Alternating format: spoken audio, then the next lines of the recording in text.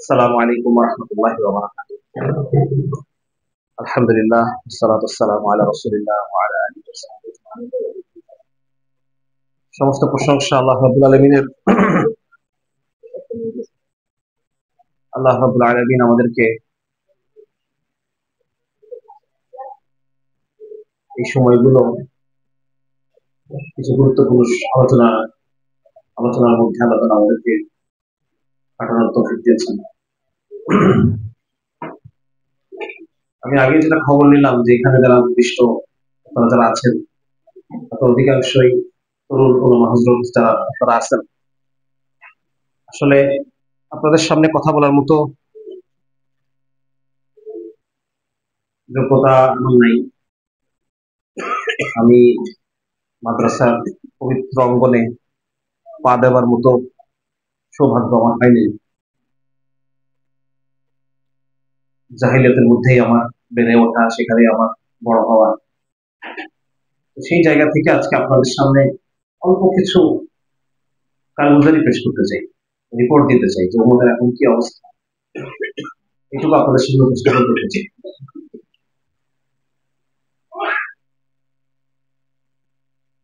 তো আল্লাহ পাকের অশেষ মেহেরবানি যে আল্লাহ রাব্বুল আলামিন এমন একটা জায়গা থেকে আমাদেরকে এবং আমার মতো আরো অনেক লক্ষ যুবককে আল্লাহ তাআলা দিনের ছায়াতলে আপনাদের মেহনতের মাধ্যমেই দিনের ছায়াতলে আসার তৌফিক দান করছেন। আসলে আমাদের মুরব্বী ওলামায়ে কেরাম যদি সারা বাংলাদেশ ব্যাপী হয়ে মাদ্রাসার জাল না বিছাইতেন, আর তাদের হাত ধরে বিভিন্ন যে সমস্ত তাসাউফের মেহনত, দাওয়াত এবং তাবলীগের মেহনত থেকে শুরু করে নিয়ে আরো বিভিন্ন রকম যে মেহনত গুলো, যে কিতাবপত্র সমূহ তারা বাংলায় অনুবাদ করে রেখে গেছেন, এই সমস্ত বিস্তৃত যে খেদমত আমাদের মুরব্বী আলেমদের হযরতদের, এটা যদি না থাকতো তাহলে বলতো আমাদের সামনে ইসলামের পথে ফেরত আসার কোনো রাস্তাই আর বাকি থাকতো না। বিশেষ করে বলবো যে আমরা যারা জেনারেল শিক্ষিত ছেলেরা আমরা যারা আছি, দাওয়াত এবং তাবলীগের মেহনতের মাধ্যমে আমাদের দিন ইসলামের সাথে যে প্রাথমিক সম্পর্ক এবং পরিচয়, ওলামায়ে কেরামের যে গুরুত্ব বোঝা, এটা তো তাবলীগের মাধ্যমেই আমরা বুঝতে পারছি। এটা না হলে পরে আমরা জানতাম না যে আসলে আমাদের প্রকৃত মুক্তি কোন জায়গায় আছে, কোন জায়গায় প্রকৃত মুক্তি আছে। যাই হোক, মূলত এখন আমি আপনাদের সামনে যে যে বিষয়টা উপস্থাপন করতে চাই সেটা হলো, এটা আমার ব্যক্তিগত অভিজ্ঞতা থেকে আমি দেখছি যে ধরেন দাওয়াত ও তাবলীগের মেহনত জেনারেল শিক্ষিতদের দিনের পথে আসার, দিনের আগ্রহ তৈরি করার একমাত্র পদ্ধতি হিসেবে দীর্ঘদিন পর্যন্ত সেই 1920 সালে ইলিয়াস সাহেব রহমতুল্লাহ আলী থেকে শুরু করে নিয়ে দেখা যাচ্ছে যে দীর্ঘ একটা সময় পর্যন্ত, এবং এখনো এখনো বিপুল সংখ্যক জেনারেল যে শিক্ষা প্রতিষ্ঠানগুলো থেকে তাবলীগের মেহনতের মাধ্যমে আমাদের প্রাথমিক পরিচয়গুলো ঘটে। কিন্তু সমস্যা হয়ে গেছে যে তাবলীগ যে সময় এই তাবলীগের মেহনতটা তৈরি করা নির্মিত, ধরেন 1920 সালের কথা যদি বলি, আর 2020 সাল, এই দুটো সময়কাল কি একই সময়? এই দুটো সময়ের মধ্যে অনেক পার্থক্য হয়ে গেছে না? এবং শুধু এই দুটো সময়ের মধ্যে না, ধরেন আমরা যারা 90-এর দশকে আমাদের জন্ম, আমার জন্ম 1988 সালে, 1988 সালের ধরেন 90-এর দশকটা যেরকম ছিল আর এখনকার দশক 2020-এর দশক মেলানো যায়? অনেক খুব দ্রুত পরিবর্তনগুলো হয়ে গেছে না? বিশেষ করে আরো যারা মুরব্বী ওলামায়ে কেরাম যারা আছেন, যারা ধরেন যে 1971 সালের পরের সময়টা যারা দেখছেন, ওই সময় যারা বুঝবান বয়সে ছিলেন, আর এখন ওনাদের হয়তো পড়তি মানে আহ হয়তো অনেকে জীবন সায়ান্নে আছেন, ওনারা আরো ভালো তুলনা করতে পারবেন যে ওই সময়টা কেমন ছিল আর 2000 সালের পর থেকে কত দ্রুত পৃথিবী পরিবর্তন হয়ে গেছে, কত দ্রুত পরিবর্তন হয়ে গেছে, যেগুলো কল্পনাই করা যায় না।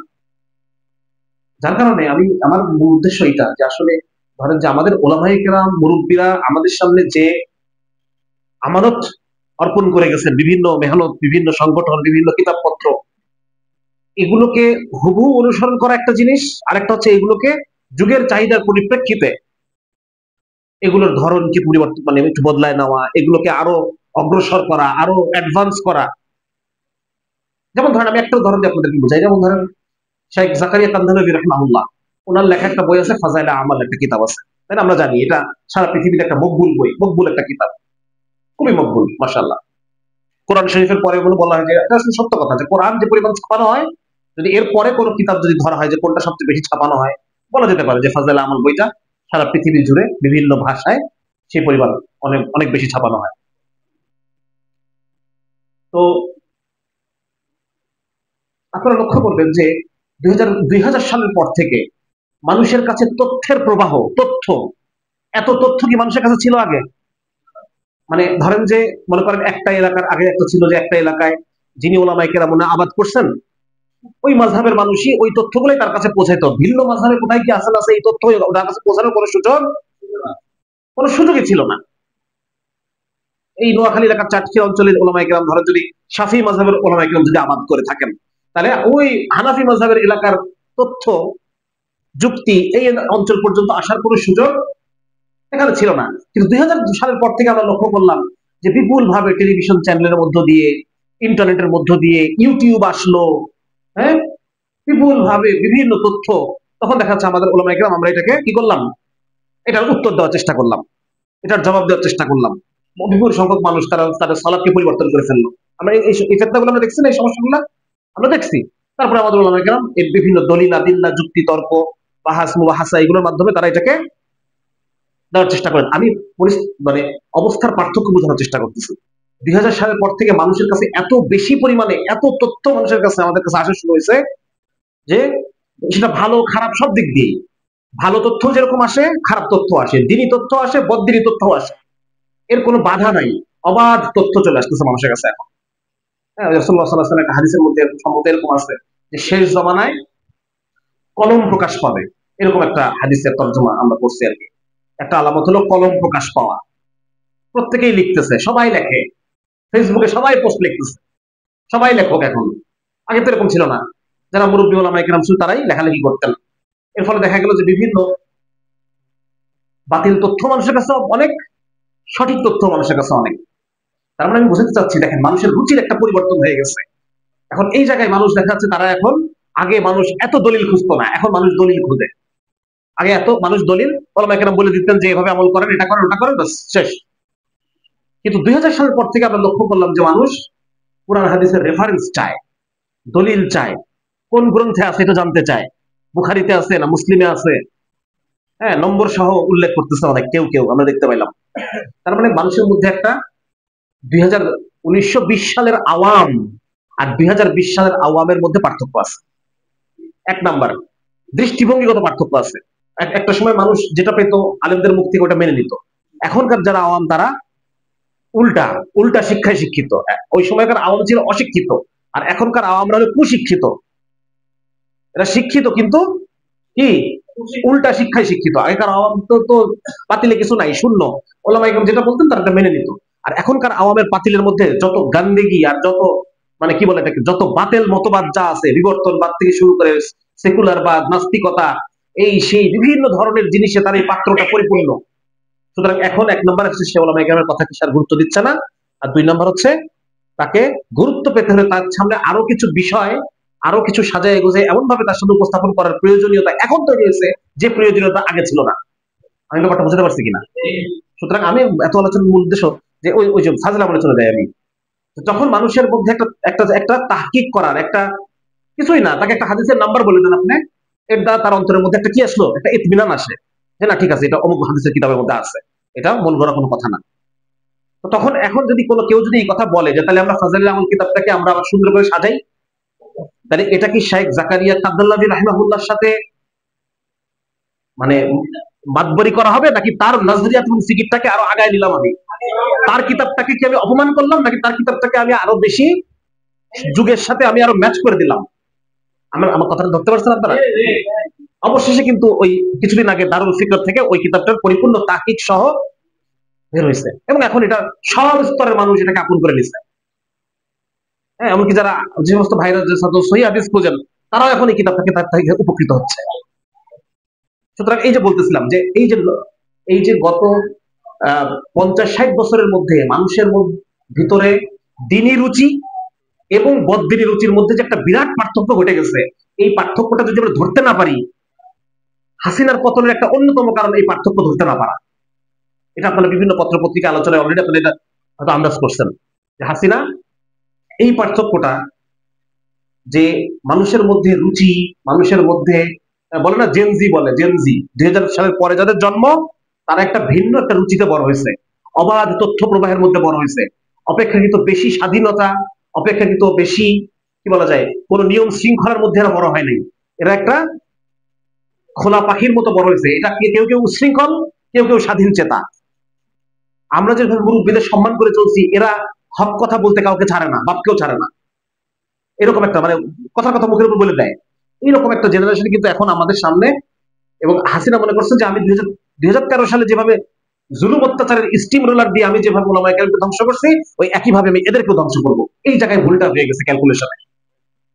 আমার কথাটাকে আপনারা ই করতে পারছেন?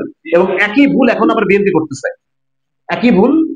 কারণ তারা এই যুব সমাজের এখনকার যে নতুন রুচি, এই রুচি বুঝে না এমন সব নেতাদেরকে বারবার মাইক দিয়ে রাখছে, আর তারা কিন্তু উল্টাপাল্টা বলতেছে, দেখবেন যে উল্টাপাল্টা যত বলতেছে এই নতুন যুব সমাজ কিন্তু তত এটাকে। যার কারণে আমি বলতে চাচ্ছি যে এই জায়গাটায় আমাদের দুইটা জিনিস হতে পারে। এক নম্বর হচ্ছে একই ভুল আমরাও করতে পারি, আর দুই নম্বর হচ্ছে এটা বুঝে আমরা এই নতুন জোয়ারটাকে ক্যাপচার করতে পারি। দুইটা কাজ আমরা করতে পারি, যে একইভাবে আমরাও এটাকে সেই পুরানো মডেলেই আমরা চালানোর চেষ্টা করতে পারি, যে না ঠিক আছে এগুলো আমরা সব বুঝি, এগুলো আমরা সব জানি, সুতরাং নতুন কি ঘটছে না ঘটছে এগুলো আমাদের বোঝার দরকার নেই, কারণ তোমরাই আমাদের আমাদের আইডিয়া এবং চিন্তা ভাবনা তোমাদের ফলো করতে হবে। হবে না, এভাবে এভাবে কাজ হয় নাই। বুলেটও শোনাইতে কথা শোনাইতে পারে নাই ওদেরকে, এক নাম্বার। আর দুই নাম্বার হচ্ছে এই যে নতুন এদের চিন্তা চেতনা, এদের সামনে যদি আমি এখন উপস্থাপন করি ইসলামটাকে দলিল আদিল্লাহ সহকারে, ওরা যেইভাবে বুঝে সেইভাবে, ওরা কি বুঝে, ওরা বিভিন্ন পাশ্চাত্য শিক্ষায় শিক্ষিত, ওরা বিভিন্ন কি বলা যায় বিজ্ঞানীদের বিজ্ঞান দেখে দেখে ওরা ওদের চোখ টকিয়ে হয়ে গেছে। এখন ওদের সামনে যদি আমি ইসলামটাকে একটা ভিন্ন আঙ্গিকে উপস্থাপন করতে পারি, ওদের সামনে যদি বুঝাতে পারি যে বিজ্ঞান তোমার চোখে লাগে আছে ওই বিজ্ঞান মুসলমানদের তৈরি, তাহলে এখন কি তার মধ্যে একটা কি বলেন তো দেখি, একটা আগ্রহ চলে আসবে। আমি যদি সেই আগে আবার তাকে সেই পুরাতন দাওয়াত তাবলীগের মতো করে এই বসো তালিমে বসো, উঠবা না, জরুরতকে দাবায় বসো, আছে না কিছু কথা আছে না, এই বসো জরুরতকে দাবায় বসো, ভালো করে শোনো, দিলের কান খুলে শুনতে হবে, এই নড়াচড়া করা যাবে না, হ্যাঁ আরেকজনের খেদমত করতে হবে। এই যে এই বিষয়, এটা এক ধরনের উপস্থাপন, যে উপস্থাপনটা সে এখন আগে যেভাবে মানুষ নিত ওইভাবে এখন সে রুচির পরিবর্তনের কারণে হয়তো ওইভাবে সে এখন নিবে না। কিন্তু এখন যদি তাকে আমি একটা বিজ্ঞান মেলার আয়োজন করলাম, সেই বিজ্ঞান মেলার মধ্যে একটা পদার্থ বিজ্ঞান, রসায়ন বিজ্ঞান বিভিন্ন স্টল দিলাম, এবং সেখানে মুসলমানদের যে জ্ঞান বিজ্ঞান যেগুলো ছিল আমাদের, এই সব কিছু বিজ্ঞানের পুরো ফাউন্ডেশন মুসলমানদের আবিষ্কার, সব যেটার উপর আজকে পশ্চিমা সভ্যতা দাঁড়ায় আছে, এই বিষয়টা আমি বিভিন্ন ভাবে তাকে উপস্থাপন করলাম, বোঝানোর চেষ্টা করলাম। তারপরে তার মধ্যে একটা দুই নম্বর হচ্ছে তাকে আমি বোঝানোর চেষ্টা করলাম যে দেখো আজকে সারা পৃথিবীতে যে জুলুম এবং অত্যাচার চলতেছে, এই জুলুম এবং অত্যাচার শেষ করতে পারে একমাত্র ইসলাম, ইসলাম ছাড়া আর কেউ এটাকে ভিন্ন ভাবে। কিন্তু এক নম্বর হচ্ছে আমি তাকে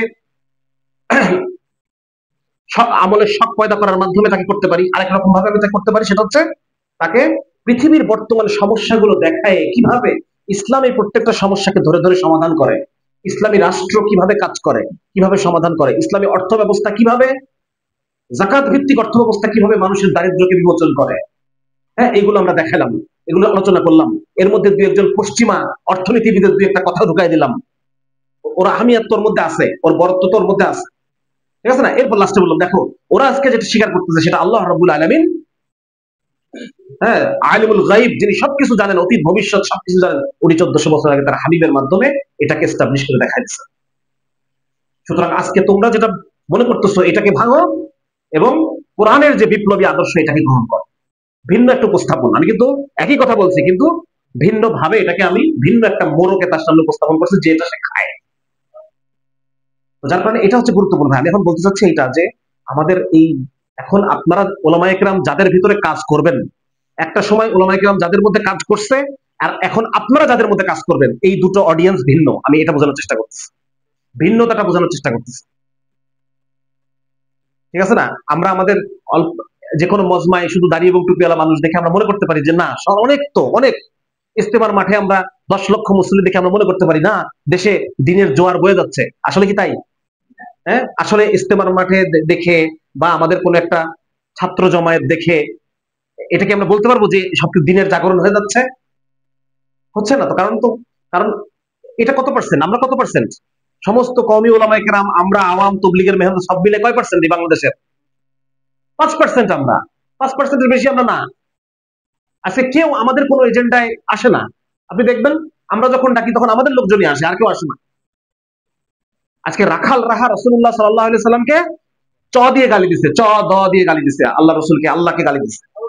এরপরে আমরা যখন এটাকে ডাকলাম রাস্তায়, দেখলাম যে আমরা ঘুরে ফিরে 10-15 জনই, আর আর সমস্ত মানুষ তারা দরজার দোকানের সামনে দাঁড়ায় আছে, যার যার দোকানের সামনে শেষে দাঁড়ায় আছে, দেখতেছে, মজা দেখতেছে, তামাশা দেখতেছে। স্কুলের ছেলেরা স্কুলে যাচ্ছে, ভার্সিটির ছেলেরা ভার্সিটি যাচ্ছে, যেন আল্লাহর রসুলকে গালি দেওয়া এটা তাদের কাছে কোনো ব্যাপারই না। কেন এরকম হইলো? এরা তো মুসলমান। তাহলে আমার কথায় এরা কেন আসলো না বলেন? আমার কথায় এরা আসলো না কারণ হচ্ছে আমি এদের কাছে, মানে আমার এজেন্ডাকে ওদের এজেন্ডা বানাইতে পারি নাই, আমার কষ্টটাকে ওর কষ্ট বানাতে পারি না। ওর কষ্ট আলাদা। ওর কষ্ট হচ্ছে ওই বাংলাদেশ ক্রিকেট খেলায় হেরে গেছে, এই কষ্টে সে কান্নাকাটি করে, ঠিক আছে না? আমার কষ্টটা হচ্ছে আল্লাহ রসুলকে গালি দিল, এই কষ্টে আমি কাঁদতেছি। আর ওর কষ্ট হচ্ছে বাংলাদেশ ক্রিকেট খেলায় হেরে গেছে, এক মেয়ে ওকে ওকে প্রেমের প্রস্তাব গ্রহণ করে নাই, হ্যাঁ, অমুক সিনেমা দেখছে, সিনেমাটা দেখে তার খুব কান্না আসছে, কাঁদতেছে। এগুলো হচ্ছে ওর কান্না। এইটা 95% মানুষ এইরকম। আপনি বিশ্বাস করেন আর না করেন, 95% মানুষ এরকম। 95% মানুষ কিরকম আমি আপনাকে বলতেছি। 95% মানুষ হচ্ছে মেয়েকে বিয়ে দেবে, ছেলে কি করে, ব্যাংকে বড় চাকরি করে, নামাজ পড়ে কি পড়ে না, হ্যাঁ, নাস্তিক না মুরতাদ, এগুলো কোনো কোনো হিসাবই নাই, এগুলো কোনো কোনো বিষয়ই নাই তার কাছে। হ্যাঁ, নামাজ যদি পড়ে ভালো, ঠিক আছে, নামাজ ছেলে নামাজি আছে, ঠিক আছে। তার মানে আমরা কি চাচ্ছি, সমস্ত এই 95% মুসলমান যে ইসলামটা চায়, সেই ইসলামটা হচ্ছে ইমান এবং কুফরের মিশানো একটা ইসলাম। এইটা তারা পছন্দ করে। আমার আপনার ইসলাম তারা পছন্দ করে না। আমরা বুঝাইতে পারি না এখনো। এত বছর হয়ে গেছে আমাদের, সে আমরা ভারত থেকে, ব্রিটিশ থেকে স্বাধীন হয়েছি, কিন্তু আমরা এখনো পর্যন্ত, এটা এটা আমার দুঃখজনক বাস্তবতা। এটা এত বছর তবলিগের মেহনত চলছে, এত বছর এত এত কিছু চলছে, কিন্তু কষ্টের ব্যাপারটা হচ্ছে যে এত বছরেও অধিকাংশ মুসলমানের কাছে রাসূলুল্লাহ সাল্লাল্লাহু আলাইহি ওয়াসাল্লামের ইসলামটা আমরা আসলে পৌঁছাতে পারি না, বাস্তব অর্থে পৌঁছাতে পারি না। আমি তো ধরেন তাবলিগের ছেলে, তাবলিগ থেকে আসছি। বহু তাবলিগ করা মানুষ মনে করে খেলাফতের জন্য চেষ্টা করা এটা জরুরি না, এটা মনে করে। বহু তাবলিগের মানুষের সাথে আমার ঝগড়াঝাটি হয়েছে সরাসরি। সে বলতেছে যে খেলাফতের জন্য চেষ্টা করা এটা মুসলমানের জরুরি না, জিহাদের জন্য তামান্না থাকা এটা জরুরি না। জিহাদকে সে তবলিগের চেয়ে বড় মনে করতেছে, সরি, জিহাদকে ছোট মনে করতেছে, মনে করতেছে যে এই যে আমরা যে চিল্লা দিচ্ছি, এটার দ্বারা আমার জিহাদ আদায় হয়ে যাচ্ছে, এবং এটা জিহাদের চেয়ে আরো বড় কাজ। জিহাদের মধ্যে প্রতিহিংসা কাজ করে, আর তবলিগের মধ্যে ভালোবাসা, শুধু ভালোবাসা, শত্রুর প্রতি ভালোবাসা কাজ করে। চিন্তা করে দেখেন, এরকম অনেক তো তিন চিল্লার সাথে গিয়ে আবার এসে ইলেকশনে দাঁড়াইছে, আবার এসে অনেকে আছে এরকম দিয়ে এসে রেগুলার তিন চিল্লা দেয়, কিন্তু সে চেয়ারম্যান ইলেকশনে দাঁড়াইছে, মেম্বার ইলেকশনে দাঁড়াইছে। সেকুলারিজম কি জিনিস, এটা তো সেদিন আমরা দেখলাম হাটহাজারির মূল যে কি, মূল যে মাহফিল, যেটা হাটহাজারির মাহফিলে একজন ওলামায়ে কেরাম বসে বলতেছে যে সেকুলারিজম এটা ইসলাম সম্মত জিনিস, এটা ইসলামে আছে। তার মানে আমি কি বলতে চাচ্ছি দেখেন, না এটা এটা কারোর দোষ না। এটা সমস্যাটা কি, সমস্যা হচ্ছে ইমান এবং কুফরটা মিশ্রিত অবস্থায় আছে। ইমান এবং কুফরটা মিশ্রিত অবস্থায় আছে, বুঝছেন? এই মিশ্রণটা আমাদেরকে আলাদা করতে হবে। এই মিশ্রণটা আলাদা করে মানুষের সামনে উপস্থাপন করতে হবে, দুটোকে আলাদা করে। আল্লাহ রাসূল সাল্লাল্লাহু আলাইহি ওয়াসাল্লাম যেরকম লাকুম দীনুকুম ওয়ালিয়া দিন, তোমার দিন তোমার, আমার দিন আমার, এই আলাদা, ইমান এবং কুফর আলাদা। এইভাবে করে জিনিসটাকে মিশ্রিত না রেখে স্পষ্ট করে উম্মতের সামনে হাজির করতে হবে। এর দ্বারা কি হবে? এর দ্বারা উম্মত দুই ভাগ হয়ে যাবে, হাও দুই ভাগ। আল্লাহ রাসূল তো এটা তোয়াক্কা করেন নাই উনি, যে উম্মত দুই ভাগ হয়ে যাবে। উম্মত দুই ভাগ হয়ে যাও। শেষ জমানার হাদিসের মধ্যে একটা খুব গুরুত্বপূর্ণ হাদিস, যে শেষ যুগে ইমান এবং ইমানের তাবু এবং কুফরের তাবু আলাদা হয়ে যাবে। ইমানের কুফরের তাবুর মধ্যে বিন্দু মাত্র ইমানও থাকবে না, আর ইমানের তাবুর মধ্যে বিন্দু পরিমাণ কুফরও থাকবে না। সুতরাং এটা আলাদা হবেই শেষ জমানা, এটা আমাদের কাজ এখন। মানুষের মধ্যে, মানুষ যে ইমান এবং কুফরের একটা মিশ্রণ নিয়ে এসে মনে করতেছে যে আমি জান্নাতে চলে যাবো, সারা জীবন আমি গুনাহ করছি, হাজার হাজার কোটি টাকা আমি দুর্নীতি করছি। আর যখন জিজ্ঞেস করা হচ্ছে যে আপনি তো ছিলেন ড্রাইভার, আপনি প্রশ্ন বেচা টাকা কি করছেন, প্রশ্ন বেচা টাকা আমি আল্লাহ রাস্তায় আমি সরকার খরচ করে দিচ্ছি। শুনছেন না এগুলো আপনারা গত সরকারের আমলে? সারাটা জীবন গুনাহ করে শেষ বয়সে গিয়ে হজ করতেছে আর মনে করতেছে যে আমার সব মাফ হয়ে গেছে। তো এই যে দেখেন ব্যাপারটা, যে আমাদের সবকিছু মিশ্রিত, এই ইসলামটাই আমরা পছন্দ করি। তার মানে মানুষের রুচির, এই রুচির জায়গাটায় আমাদের দাওয়াতটা হয় নাই, আমরা পৌঁছাতে পারিনি আসলে। যেটা পৌঁছানোর দরকার ছিল সেটা পৌঁছানোর ক্ষেত্রে আমাদের ব্যর্থতা আছে, এটা আমাদের মেনে নিতে হবে। তাহলে এখন করণীয় কি? এখন আমাদের কি করতে হবে? আমি যদি আমার পূর্ববর্তী সমস্ত মেহনতের দ্বারা আমি যদি ইতমিনান হয়ে যাই যে না, এগুলো যেটা চলতেছে এটাই চলবে, তাহলে এটাকে আমি সঠিক সিদ্ধান্ত দিলাম, এই সিদ্ধান্ত কি সঠিক হইলো? অডিয়েন্স বিচারে, অডিয়েন্স বুঝছেন তো, মানে যারা মাদউ, মাদউদের অবস্থা বিচারে আমার পূর্ববর্তী মেহনত গুলাকেই আমি চালাই নিয়ে যাবো, আমার নতুন কোনো কিছু দরকার নাই, নতুন কোনো তাজদিদের প্রয়োজন নাই, নতুন কোনো তাজদিদের প্রয়োজন নাই। এটা যদি আমরা মনে করি, তাহলে এটা কি মানে সঠিক সিদ্ধান্ত হবে কিনা, বা আমাদের পূর্ববর্তী ওলামায়ে কেরামের রেখে যাওয়া আমানতের সাথে এটা, এটা কি জাস্ট ইনসাফ হবে কিনা, নাকি এটাকে আরো পরিশীলিত, আরো পরিবর্ধিত যুগের চাহিদা অনুসারে এটাকে খাপ খাওয়ায় নেওয়ার দ্বারাই তাদের ফিকিরটাকে আমি এখনো জিন্দা রাখলাম? কোনটা কোনটা হবে বলেন আমাকে, আপনারা উত্তর দেন। হ্যাঁ, এটাকে, তাহলে সর্বপ্রথম আমাদের আলোচনা এটা যে বর্তমানে যুগ পরিবর্তন হয়ে গেছে, মানুষ পরিবর্তন হয়ে গেছে, মাদউ পরিবর্তন হয়ে গেছে।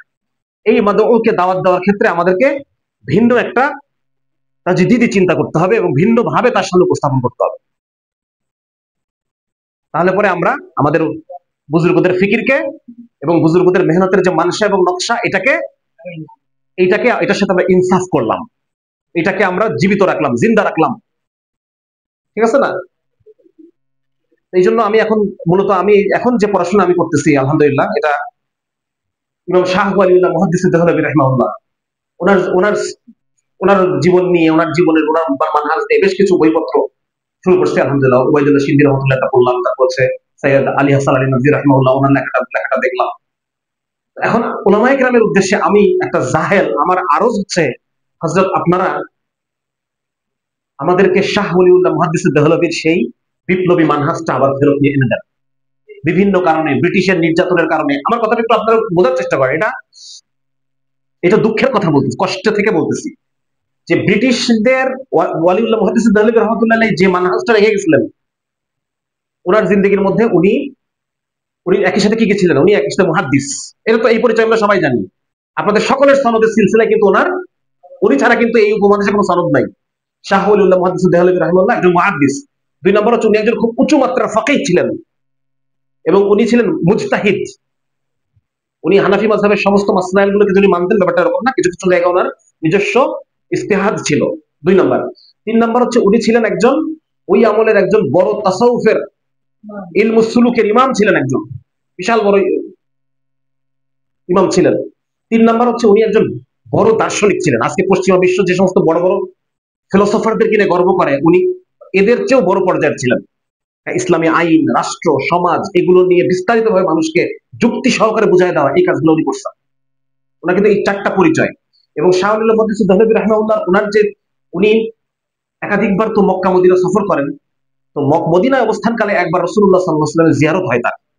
জিয়ারতের সময় রাসূলুল্লাহ সাল্লাল্লাহু আলাইহি ওয়াসাল্লাম তাকে বিশেষ কিছু নির্দেশনা দেন এবং তাকে বলেন যে ওয়ালিউল্লাহ, তুমি ইসলামটাকে এইভাবে উপস্থাপন করো, বিশেষভাবে একভাবে উপস্থাপন। কারণ ওই সময় কি, ওই সময় ইসলাম বলতে মানুষ শুধু বুঝতো এক নম্বর বিভিন্ন কি বলে সুফিদের কথাবার্তা, সুফিয়ায়ে কেরামের বিভিন্ন কল হ্যান ত্যান, এই ইসলাম বলতে এগুলো আলী হাসান নদভী রহমতুল্লাহ ওই কিতাবের মধ্যে পাবেন। ওই সময় ইসলাম বলতে খুব অল্প কিছু জিনিসকে বোঝানো হইতো। ফিকহি মাসাইল, হানাফি মাযহাবের কিছু মাসাইল, যেগুলোর পিছনে আর হাদিসকে খোঁজা হইতো না। হ্যাঁ। দুই নম্বর হচ্ছে এটাকে তাসাউফের শাইখদের কিছু কওল, ইসলাম বলতে এতটুকুই মানুষ বুঝতো। উনি এসে এই উপমহাদেশে প্রথম হাদিসের চর্চাটাকে উনি মানে ইনস্টিটিউশনালাইজ, মানে প্রাতিষ্ঠানিকভাবে হাদিসের চর্চা শুরু করেন। ঠিক আছে? এবং এরপরে ওনাকে, উনি একটা ভিন্ন মোড়কে ইসলামকে উপস্থাপন করেন। কি মোড়ক সেটা? সেটা হচ্ছে বর্তমানে সমস্ত সিস্টেম, রাষ্ট্র পরিচালনা, সরকার পদ্ধতি, ওই সময় কি ছিল? রাজতান্ত্রিক সরকার পদ্ধতি।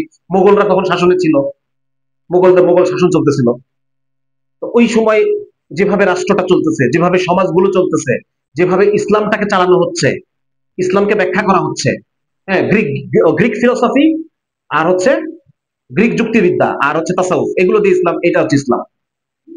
যে আলেম গ্রিক যুক্তিবিদ্যা জানতেন না, তাকে খুব বেশি কদর করা হতো না, এরকম অবস্থা চলতেছিল সেই সময়। তো উনি উনি উনি যেটা করেন, উনি উনি বলতেছেন, ওনার একটা বিখ্যাত কথা হলো ফাক্কুকুল্লা নিজাম, সব ভেঙে দাও। ফাক্কুকুল্লা নিজাম, বামপন্থীরা এটাকে পিক করছে, ওরা এটা খুব খুব উচ্চারণ করে। হ্যাঁ, কিন্তু এটা মূলত কার? শাহুল বলতে হবে। উনি বলতেছেন যে এই প্রচলিত যে সিস্টেমটা চলতেছে, এই সিস্টেমটা, এটার মধ্যে ইসলাম প্রতিষ্ঠা সম্ভব না, এটাকে সব ভেঙে দিতে হবে। এই রাষ্ট্র ভেঙে দিয়ে নতুন ধরনের ইসলামের মুওয়াফেক রাষ্ট্র, আমাদের খেলাফতের মুওয়াফেক রাষ্ট্র তৈরি করতে হবে। সমাজ ভেঙে দাও, শিক্ষা পদ্ধতি ভেঙে দাও, এটার যা আইন ভেঙে দাও, সবকিছু ভেঙে দাও, দিয়ে নতুন করে তৈরি করো। আমার কথা ছিল এটা। উনি বলছেন যে এই কোরআন একটা কি চাই, এই কোরআন তো আল্লাহ আমাদেরকে আখেরাতের জন্য, আখেরাতে বাঁচাবেই, দুনিয়াতে এই কোরআন একটা বিপ্লব চায়। ওনার কথা হচ্ছে এটা, বিপ্লবী মানহাজ, বারবার এই কথাটা আসছে। শাহ ওয়ালিউল্লাহ মুহাদ্দিস দেহলভী বিপ্লবী মানহাজ মানে হচ্ছে কোরআনটাকে উনি একটা, মানে কোরআন মানেই সবকিছু, কোরআন ভাঙবে এবং সেটাকে নতুন করে গড়বে। আমরা মদিনাতে কি দেখি? আরব আরব আরবদের যে লাইফ স্টাইল, আরবদের যে কালচার, সেখানে আমরা কি দেখি? আল্লাহ রসুল কি মেনে নিচ্ছেন সবকিছু? আল্লাহ রসুল সবকিছু ভাঙছেন। আল্লাহ রসুল তার আকীদা ভাঙছেন, তাদের বিশ্বাস ভাঙছেন, তাদের ধর্ম ভাঙছেন, তাদের কালচার ভাঙছেন, তাদের সবকিছুকে ভেঙে নতুন করে আল্লাহ রসুল সাল্লাল্লাহু আলাইহি ওয়াসাল্লাম এই কোরআনের মাধ্যমে, উনি বলতেছেন যে কোরআন এটাই চায়। কোরআন চাই যখন সব নষ্ট হয়ে যাবে, তখন নতুন করে সবকিছু ভেঙে আবার গড়ে তুলতে হবে। এই জন্য আপনাদের কাছে আমার আরো একটাই, যেহেতু আপনারা ওলামা হযরত আমার সামনে উপবিষ্ট, আপনারা শাহ ওলিউল্লাহকে নতুন করে আপনারা ইনশাল্লাহ এটাকে স্টাডি করে আমাদের আওয়ামদের সামনে আপনারা উপস্থাপন করেন। কোরআনের যে বিপ্লবী মানহাজ, এটা এখন খুব জরুরি। সারা পৃথিবীতে বিভিন্ন জায়গায় জায়গায় মুসলমানদেরকে আল্লাহ রাব্বুল আলামিন বিজয়ের স্বাদ দিচ্ছেন। হ্যাঁ, এখন আমরা যদি সেই বিগত শতকেই পড়ে থাকি, তাহলে পরে কিন্তু আমরা এই ভূখণ্ডের সাথে আর ইনসাফ করলাম না। আল্লাহ রাব্বুল আলামিন দিচ্ছেন না বিভিন্ন জায়গায়, সোমালিয়াতে ভাইদেরকে অলরেডি দিয়ে দিচ্ছেন, মালিতে 3/2 জায়গা ভাইদের হাতে চলে গেছে, আলহামদুলিল্লাহ। আফগানিস্তান আল্লাহ রাব্বুল আলামিন মুসলমানদেরকে শরিয়ার ভূমি দান করছেন। সিরিয়াতে আল্লাহ রাব্বুল আলামিন আমাদেরকে একটা এক ধাপে রাখছেন, নেক্সট ধাপে, পরবর্তী ধাপে একটা হয়তো ইনশাআল্লাহ একটা সুফল আমরা দেখতে পাবো ইনশাআল্লাহ। তো এরকম দেখেন সারা পৃথিবীতে কিন্তু একটা কি চলতেছে বলেন? হ্যাঁ, এখানে আমরা আমরা বাংলাদেশে যদি একটা নতুন, এই নতুন সহস্রাব্দ, এইখানে নতুন অডিয়েন্সকে টার্গেট করে আমরা যদি নতুন ভাবে না নামি, তাহলে পরে এই যে জোয়ার চলতেছে সারা পৃথিবীতে, এটা আমরা ধরতে পারবো না। আল্লাহ তাআলার একটা নিজাম, যে যোগ্যকে কিন্তু আল্লাহ তাআলা দেন, যে যোগ্য, যে যোগ্য আল্লাহ রাব্বুল আলামিন তাকে তাকে দিবেন। যার কারণে আমরা যদি এই নতুন এই মেজাজের জন্য আমরা নিজেদেরকে যোগ্য করে গড়ে তুলতে পারি, এবং একই সাথে এই জন্য আমি সব জায়গায় একটা কথা বলি, শেষ করে দিব 5 মিনিট, সব জায়গায় একটা কথা বলি যে আলহামদুলিল্লাহ বিগত শতকে, বিগত 100, 200, 300, 200 বছর যাবত আমাদের ওলামায়ে কেরাম তাদের চোখের পানি দিয়ে, গায়ের রক্ত দিয়ে কত ওলামায়ে কেরামকে ফাঁসির কাঠে ঝুলতে হয়েছে। এই দিনকে জাস্ট তারা দিনটাকে, দিনের এই প্রদীপটা যেন কখনো না নিবে, তারা এটাকে সমস্ত ঝড়ঝাপটা থেকে আঁকড়ায় রাখছেন নাকি? হ্যাঁ, এটাকে বাঁচায় রাখছেন। 1857 সালের পর 10,000 ওলামায়ে কেরামকে সদরঘাটের এই রাস্তার পাশে হত্যা করা হয়েছে। আমাদের আলেমদের রক্ত, এত দূর যাওয়ার দরকার নেই। 2013 সাল দেখেন, 2013 সাল দেখেন, এই ওলামায়ে কেরামের রক্তের সাথে ইনসাফ যদি করতে চাই আমরা, তাহলে আমাদের বসে থাকলে চলবে? হ্যাঁ, আমাদেরকে নিজেকে কন্টিনিউয়াস, নিজেকে একটা ভাঙা, আজকে পশ্চিমা সভ্যতা এত এত চূড়ায় উঠলো কিভাবে? ওরা সবসময় নিজেকে ভাঙা করার মধ্যে থাকে, নিজেদেরকে ভাঙে, আবার নিজেদেরকে গড়ে, আবার নিজেদেরকে ভাঙে, আবার নতুন করে তৈরি করে, কন্টিনিউয়াস নিজেকে ওরা গবেষণার মধ্যে রাখে, নিজেদেরকে প্রশ্ন করে, নিজেদেরকে ভাঙা করার মধ্যে রাখে। এই করতে করতে আজকে ওদেরকে ওরা এই পর্যায়ে।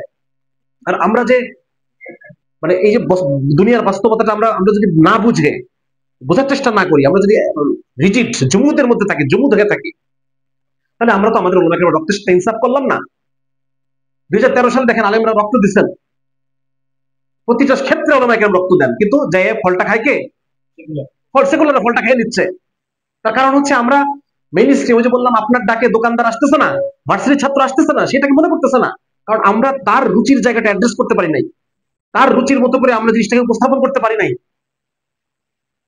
আপনি দেখবেন, আমি এটা দুঃখের সাথে বলতেছি, ইউটিউবে যদি ওয়াজ খুলেন আর নারী ওয়াজ লিখে সার্চ দেন, যে ওয়াজগুলো আসবে, এই ওয়াজের যে ভাষা ভঙ্গি এবং ওয়াজের সময় যে মুখের এক্সপ্রেশন, এগুলো যদি কোনো মেয়ে দেখে, সেই মেয়ে ইসলাম থেকে দূরে সরে যাবে। এটা আপনারা মানেন আর না মানেন, এটা শহুরে শিক্ষিত সমাজের যে মেয়েরা যাদের ব্রেন নষ্ট হয়ে গেছে অলরেডি, এদেরকে ফিরায় আনার বদলে আরো দূরে ঠেলে দিবে। যার কারণে এদের ক্ষেত্রে একটু ভিন্ন কৌশল। এই কৌশলটা কি হবে? আসেন এটা আমরা বসে ঠিক করি, এটা আমরা বসে ঠিক করি কোন কৌশলে তাদের সাথে ইসলামের বার্তাটাকে তুলে ধরবো, একটু একটু করে তুলে ধরবো, একটু একটু করে আনবো, একটু একটু করে আনবো। হ্যাঁ, হ্যাঁ, চলবে। আচ্ছা, তো যার কারণে যে বিষয়টা কি যেন একটা গুরুত্বপূর্ণ একটা বিষয় শুরু করছিলাম, আবার ওদিকে চলে গেলাম। একটা একটা পয়েন্ট শুরু করছিলাম, মাথা কাজ করে না আমার জন্য। হ্যাঁ, ওটা তো আছেই। না, ওটা ভুলে গেলাম, মানে হারাই গেল জিনিসটা। হ্যাঁ, হ্যাঁ। আচ্ছা, তো ও যেটা বলতেছিলাম, যে এই জন্য ওলামা হজরতদের কাছে আমি যখনই ওলামা কেরাম কুরবানির কথা বলতেছিলাম, ওলামা কেরাম কুরবানি দিচ্ছেন কত 30, এবং তারা এই দিনের প্রদীপটাকে ঝড়ঝাপটা থেকে, বিভিন্ন রকম ঝড়ঝাপটা, তাকে উসমানী সাহেবের সফরনামাগুলো পড়েন, দেশ দেশান্তর সফরনামা আছে। এমনও জায়গা আছে যে ওই যে ইসে কি বলে, রাশিয়ার মুসলমান এলাকা যেগুলো ছিল, এইগুলাতে আলেম পাইলে পরে ধরে নিয়ে চলে যেত, সেই কোথায় সাইবেরিয়াতে নিয়ে যে নির্বাসন দিয়ে দিত আলেম পাইলে। কারো বাসায় কোরআন পাইলে পরে ধরে নিয়ে চলে যেত। সেখানে আলেমরা ঘরের মধ্যে গর্ত করে, গভীর গর্ত করছে, সেই গর্তের মধ্যে সন্তানকে কোরআন হেফজ করাইছে। কত কঠিন অবস্থা, কোরআন নাই কোনো, শুধু সিনার মধ্যে আছে, ওটাই নিজের সন্তানকে শিখাইছে। এরকম সময় গেছে একটা সময়। আমরা বাংলাদেশের মুসলমানরা তুলনামূলক অনেক আরামে আমরা দিন কাটাইছি। এই রাশিয়ার মুসলমানদের উপরে যা অতিক্রান্ত হয়েছে, এটা মানে ভয়াবহ অবস্থা। ফিলিস্তিনে যা হচ্ছে, এই যে ওনারা এটাকে এটাকে আগলায় রাখছেন, বিভিন্ন উপায় অবলম্বন করছেন, বিভিন্ন কেউ কোনো কোনো ওলামা একরাম এই দিনকে রক্ষার জন্য, অন্য কোনো উদ্দেশ্য নাই তাদের, এই দিনকে রক্ষার জন্য কেউ কেউ গণতান্ত্রিক রাজনীতি জড়াইছেন। এই গণতান্ত্রিক রাজনীতি জড়ানোর উদ্দেশ্য কি?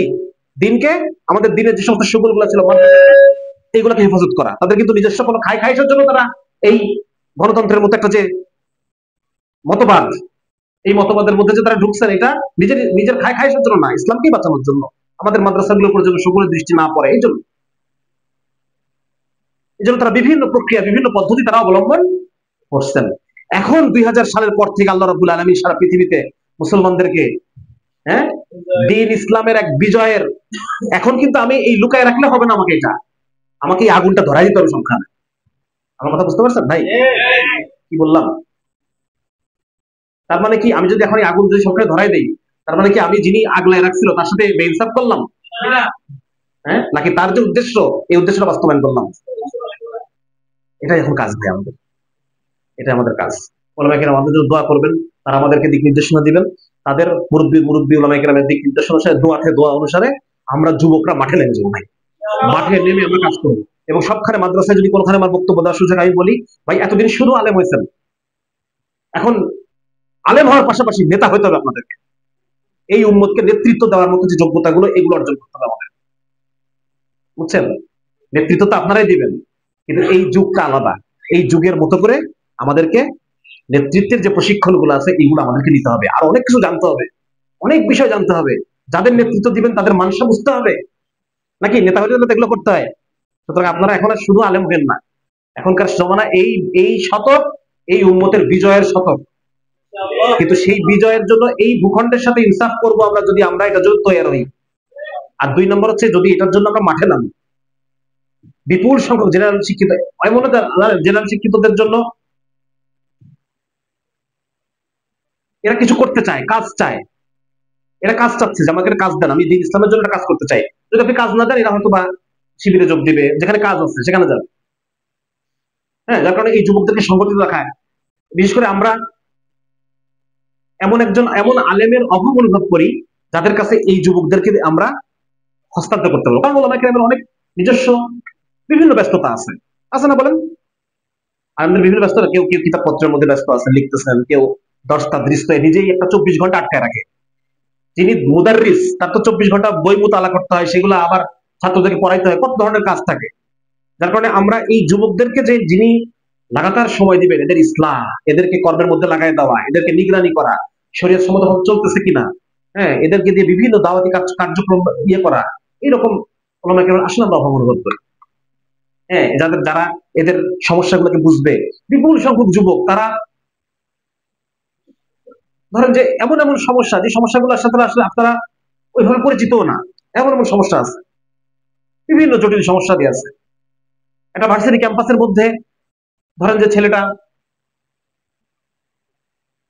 মানে বলতে গেলে তো আসলে অনেক বলা, এত আসলে আমার এখন বলে বলাও যায় না। মোট কথা হচ্ছে, এখন জি ভাই বলেন। হ্যাঁ, হ্যাঁ। যেমন আমরা যদি ইউটিউবের ভিতরে সার্চ করি জি। নারীদেরকে নিয়ে যে ওয়াজগুলো আছে, হুম, এই ওয়াজগুলো নারীবাদীদেরকে বা স্বাধীনচেতা নারীদেরকে ইসলামের কথা আনা থেকে আরো বেশি দূরে চলে জি যাচ্ছে। জি। কারণ এটা বর্তমানের সাথে এটা প্রাসঙ্গিক না। হুম, এই যে বর্তমানের সাথে প্রাসঙ্গিক বা ভার্সিটি থেকে আপনি উঠে আসছেন, তাদের কি সাইকোলজি, তাদেরকে আমরা কিভাবে দাওয়াতটা দিতে পারি, তাদের মাইন্ডসেট বা হুম। তাদের সাইকোলজিটা কি, এটা নিয়ে একটু যদি আলোচনা করতে পারি, তাহলে জি, এটা ইনশাল্লাহ এটা মাথায় রাখলাম ইনশাল্লাহ। হ্যাঁ হ্যাঁ হ্যাঁ, এটা এদিকে আমি যাচ্ছি। জেনারেল জেনারেল শিক্ষিত যারা, যে অডিয়েন্সদের কিনা আমরা কাজ করি, এদের বিভিন্ন ধরনের সমস্যা। একটা সমস্যা হচ্ছে, যেমন ধরেন, এরা তো দিনের পথে যখন থাকে না তখন এক ধরনের সমস্যা, দিনের পথে আসার পর আবার আরো ধরনের সমস্যা, নতুন অন্য ধরনের প্রবলেম। এরা এদের সবাই মনে করে যে আমাকে এই যে পড়াশোনাটা আমি করতেছি, এই পড়াশোনাটা আর করা যাবে না, আমাকে আলেম হতে হবে। এখন ওর জন্য তো আলেম হওয়া জরুরি না, ওর জন্য তো ওর জায়গায় থেকে থেকে ওলামায়ে কেরামের সোহবতে থেকে কাজ করে যাওয়া জরুরি। এক হচ্ছে তাদের দিনের পথে আসার আগের প্রবলেম, দুই নম্বর হচ্ছে দিনের পথে আসার পরেও তো সমস্যাগুলো শেষ নাই। সুতরাং এদেরকে এদের সময় লাগবে, এরা সময় সময় চায় আলেমদের কাছে, কিন্তু মুরব্বী আলেমদের কাছে ঘিসতে পারে না। একটা তাজিম কাজ করে একটা। হ্যাঁ, আমার নিজেরই তো ধরেন সেদিন জাইনুল আবেদিন সাহেবের সাথে সফর করছি ঠাকুরগাঁও, পুরো সাথে একসময় সফর, একসাথে আমি কোনো কথাই বলতে পারি না তার সাথে। কারণ কি? কারণ হচ্ছে একটা মুরব্বী ওলামায়ে কেরামের প্রতি একটা কি কাজ করে, একটা সম্মান থেকে একটা ভয় কাজ করে, যে কি না কি বলবো, হুজুর রাগ করতে পারে বা মাইন্ড করতে পারে। একসাথে ঠাকুরগাঁও সফর করছি, কিন্তু একটা শব্দ আমি তার মানে নিজের থেকে কোনো কথা বলতে পারিনি। তো এই যে দেখেন, তার মানে তরুণ ওলামায়ে কেরামকে আগে আসতে হবে, এদেরকে এদেরকে ভাই হিসেবে বুকে টেনে নিতে হবে। হ্যাঁ, আলেম জাহেল এই সম্পর্ক রাখা যাবে না, ভাই হইতে হবে ভাই। ঠিক আছে না? এইভাবে করে যখন আপনারা কাজ করবেন, দেখবেন যে এরা আপনার জন্য জান প্রাণ দিয়ে দিবে, আপনার জন্য জান প্রাণ দিয়ে দিবে এই ছেলেটা। এবং দুই নম্বর, আমরা একটা যে সমস্যা আই করছি, সেটা হচ্ছে আমরা যারা ওলামায়ে কেরাম এবং আমরা যারা দিনদার মানুষ, মানে মনে করি নিজেদেরকে, আমাদের সামাজিক শক্তি নাই। সামাজিক শক্তি মানে কি? আপনি ডাকবেন, 1 লক্ষ লোক একত্রিত হয়ে যাবে, এটা নাই। আমরা বিভিন্ন প্রোগ্রামে মাদ্রাসার ছাত্রদেরকে একত্রিত করি, কিন্তু জেনারেল মানুষ আমাদের ডাকে আসে না। এর কারণ হচ্ছে আমরা জেনারেল মানে সাধারণ আম পাবলিকের এজেন্ডা, এদের কি সমস্যা, এগুলো নিয়ে আমরা কথা বলি না। আমরা আমাদের নিজস্ব জিনিসগুলো নিয়ে কথা বলি। ঠিক আছে না? এদের কি সমস্যা, এদের সমস্যার, যেমন ধরেন তেলের দাম বৃদ্ধি, এটা নিয়ে আমাদেরকে নামতে হবে মাঠে। মাঠে নেমে এটা নিয়ে আমাদেরকে তাদের বুঝাইতে হবে যে তোমাদের এই মানুষ, এই দাড়ি টুপি তাদের হাতেই তোমরা শুধুমাত্র নিরাপদ, আর কারো হাতে তোমরা নিরাপদ না। এই বিষয়গুলো বারবার বারবার উঠে আসতে হবে। যেমন একটা একটা যখন একটা অপরাধ ঘটে যাচ্ছে, সাথে সাথে আমাদের ইসলামী সমাধান কি, এটা মানুষের সামনে উপস্থাপন করতে হবে। দেখেন আমাদের হাতে কত বড় বড় জিনিস ছিল। মিম্বরে আপনি সমস্ত মানুষকে বছরে 52টা ক্লাস পান, বছরে 52টা দার্স আপনি পান, যেখানে সমস্ত মানুষ নিজ গরজে আপনার এখানে চলে আসে। অথচ এই 52টা ক্লাস যদি আমরা 52টা একটা স্ট্রাকচারের মধ্যে 52টা টপিকে যদি ভাগ করে দিতে পারতাম, তাহলে আজকে দিনের শিক্ষার অন্যরকম একটা অবস্থা থাকতো। আজকে ওয়াজ মাহফিল যেটা হয় আমাদের বাংলাদেশে, ওয়াজের যে একটা ব্যাপক গ্রহণযোগ্যতা আছে, এটাকে যদি আমরা একটা সুশৃঙ্খল একটা ফরম্যাটের মধ্যে আনতে পারতাম, তাহলে এটা, এর চেয়ে বড় মিডিয়া আছে নাকি আর? ওয়াজের 4 মেম্বরের চাইতে সবচেয়ে বড় মিডিয়া আমাদের হাতে থাকা সত্ত্বেও কেন মানুষ আমাদের ডাকে আসতেছে না? কেন সাধারণ মানুষ আসতেছে না? এই বিষয়টা আমাদের বুঝতে হবে। হ্যাঁ, কারণ হতে পারে আমাদের কোনো উপস্থাপনগত কোনো বিষয় আছে, হতে পারে আমি তার তার যেটা সে যেভাবে চায় সেভাবে অ্যাড্রেস করতে পারতেছি না, সে যেভাবে বোঝে সেভাবে বোঝাতে পারতেছি না। এই বিষয়গুলো আমাদেরকে আরো গড় করতে হবে, আমাদেরকে আরো চিন্তা করতে হবে। ঠিক আছে ভাই, একটা জিনিস বলছেন যে ভার্সিটির মেয়েদেরকে, বিপুল সংখ্যক নারী, আপনি যদি ভার্সিটিতে হাঁটেন, দেখবেন যে সমস্ত মেয়ের মধ্যে কোনো না কোনো মাত্রার ইর্তেদাদ আছে। হয় সে কোনো একটা হাদিসকে ঘৃণা করে, অথবা কোনো একটা আয়াতকে ঘৃণা করে। হয়তো সে মুখে বলবে না, কিন্তু সে ওইটার ওই হুকুমের প্রতি সে অন্তরে ঘৃণা লালন করে। এরকম অনেক পাবেন। তো এটা এক্ষেত্রে আমাদের কাজ কি? এক্ষেত্রে কাজ কি? আমি তাকে আরো কঠিন কঠিন কথা বলবো, নাকি তাকে আমি আরো ইসলামের সৌন্দর্য, অলরেডি আপনি দেখবেন যে আমাদের ওলামায়ে কেরাম ইনসাফ নামে একটা ইনসাফ ফাউন্ডেশন তৈরি করছেন, এইরকম কাজ হতো। মহিলাদের যে কষ্ট পেরেশানি, এটা নিয়ে ওলামায়ে কেরামকে কথা বলতে হবে, যে তোমরা ভাই তোমাদেরকে হক দেয় না, আমরা সালিশি আদালত তৈরি করে দিচ্ছি, তোমরা এসে আমাদেরকে বলো, আমরা সালিশ করে দেবো, আমরা ফতোয়া দিয়ে দেবো। এইরকম মানে যেটা বলছিলাম যে, যে মজলুমান, এই বর্তমান সোসাইটিতে যারা মজলুম, এই সমস্ত মজলুমের পক্ষে আমাকে দাঁড়াইতে হবে, আমাকে কথা বলতে হবে। তারপরে আমি মানুষের একটা সমর্থন পাবো, সবাই মনে করবে যে না, এই লোকগুলো আমাদের পাশে আছে। ঠিক আছে না? বরং তাকে কন্টিনিউয়াস, এই তুই পর্দা করো না কেন, এই করো না কেন, তা করো না কেন, এই ধরনের ওয়াজের চেয়ে বরং আমরা তার যে কষ্ট, ওই কষ্টের কথাগুলো তাকে বেশি বেশি বলা, তার তার সমব্যথী হয়ে এভাবে করে আস্তে আস্তে আগাইতে হবে। হ্যাঁ, দেখবেন যে অনেক ছেলে, ভার্সিটির অনেক ছেলে বলতেও পারে না, আসলে এই কথাগুলো কারো বলতেও পারে না, পর্নোগ্রাফি অ্যাডিক্টেড বহু ছেলে আছে, শুধু ভার্সিটি না, আমার ইনবক্সে মাদ্রাসা পড়ুয়াও অনেক ছেলে, অনেকে এই কথাগুলো বলে আর কি। তো এই যে একটা মহামারী, এটার বিরুদ্ধে আমাদের সবাইকে কাজ করতে হবে, ঠিক আছে না? এটা সমস্যা তো সবার। এই ছেলেগুলা এই কিছু কথা তারা বলতে পারে না, এসে কাছে এসে বলতেও পারে না, এমন এমন কথা আছে এদের, এমন এমন মাসওয়ারা আছে যে কথা, যেগুলো তার কারো কাছে এসে মন খুলে কথা বলতে, এই কথা বলতে পারে না। যেমন আমার শায়েখ উমার কব্বাদিন নকশবন্দি হাফিজাউল্লাহ, আমি ওনার হাতে বায়াত, উনি যুবকদেরকে নিয়ে ওয়াজ করেন তো সবসময়, আমার কাছে প্রচুর যুবক আসে, কেউ মাদকাসক্তি নিয়ে আসে, কেউ বিভিন্ন রকম এই সমস্যা, জিনার সমস্যা নিয়ে আসে, হ্যাঁ, বিভিন্ন ধরনের আসক্তি সমস্যা এগুলো নিয়ে আসে, কষ্ট নিয়ে আসে, পারিবারিক বিভিন্ন সমস্যা নিয়ে আসে, এগুলো নিয়ে আসে কথা বলে। তো এরকম আমি চাচ্ছি যে ধরেন যে আমরা যদি প্রত্যেক জায়গায় জায়গায় এরকম এরকম ওলামায়ে কেরাম যদি আমরা নেতা নেতা যদি তৈরি করতে পারতাম, তাহলে এই বিষয়টা অন্যরকম হতো। এই জেনারেল শিক্ষিত যুবকদেরকে পরিচালনা করার মতো আমাদের এবং আমাদের মাঠে নামতে হবে ভাই। এখন না তো কখন, হ্যাঁ, আমরা না তো কারা, ঠিক আছে না? এই দুটো কথা খুব মাথায় রাখবেন, এখন না তো কখন, আমরা না তো কারা। বিপুল সংখ্যক ফেতনা এখন বর্তমানে, ধরেন যে খ্রিস্টান মিশনারিদের ফেতনা থেকে শুরু করে নিয়ে এত এত এত এত ফিতনা, এই যে হাদিস হাদিস অস্বীকারের ফিতনা এখন মহামারী, চিন্তার বাইরে।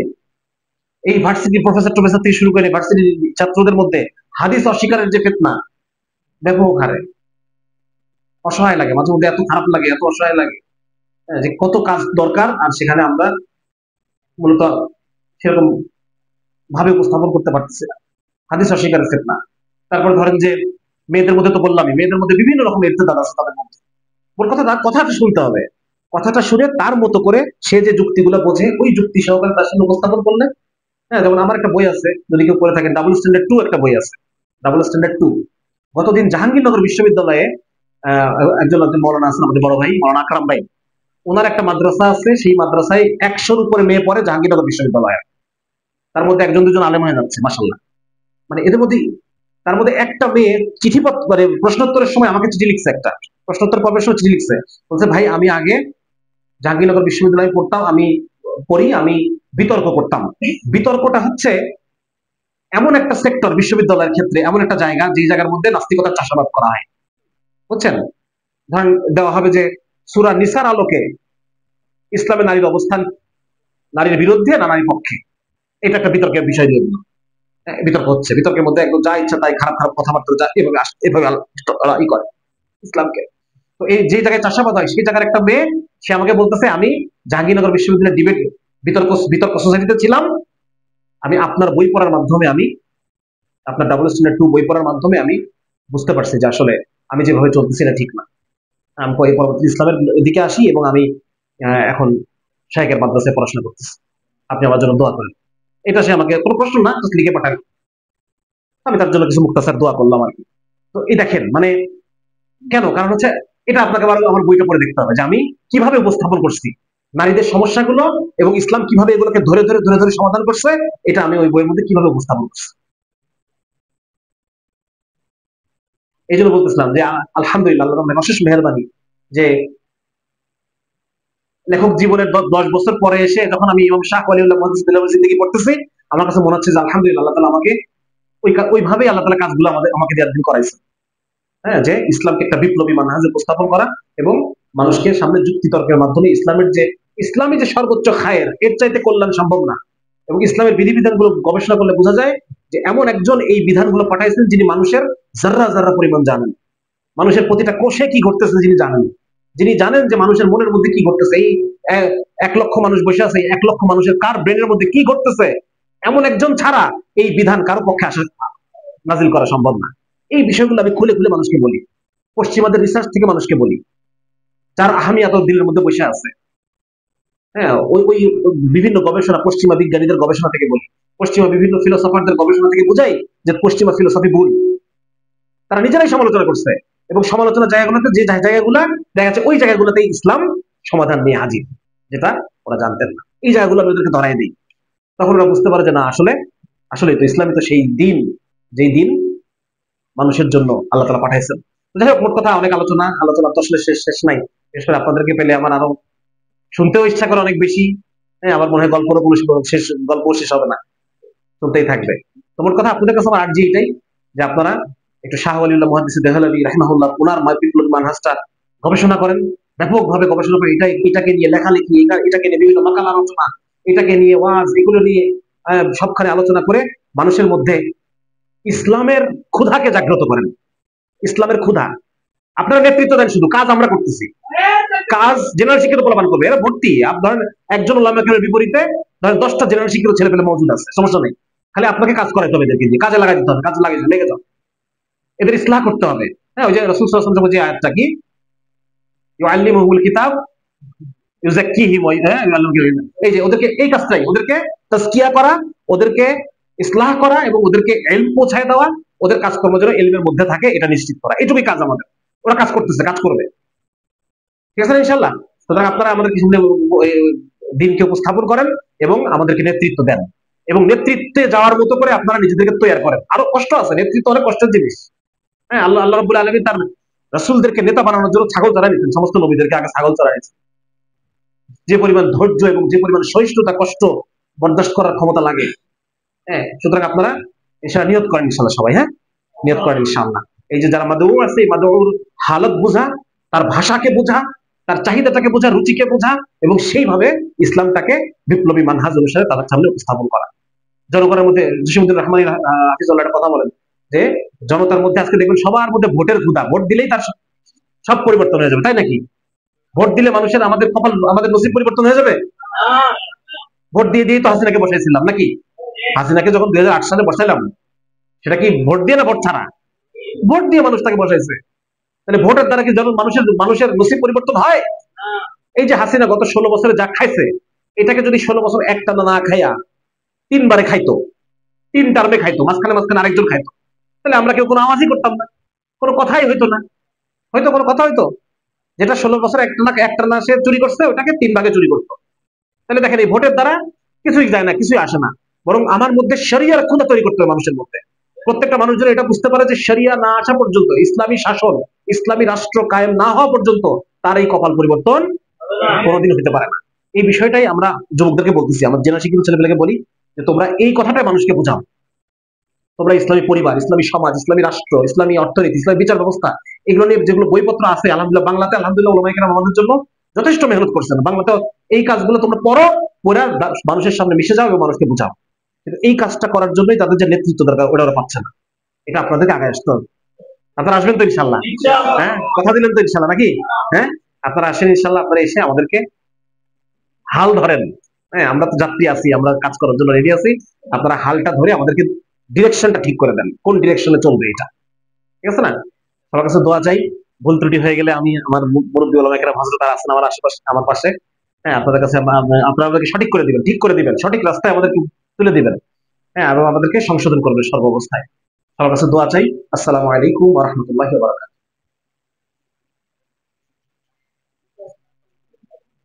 বারাকাতুহু। বেচারা ঘুম পেয়ে গেছে।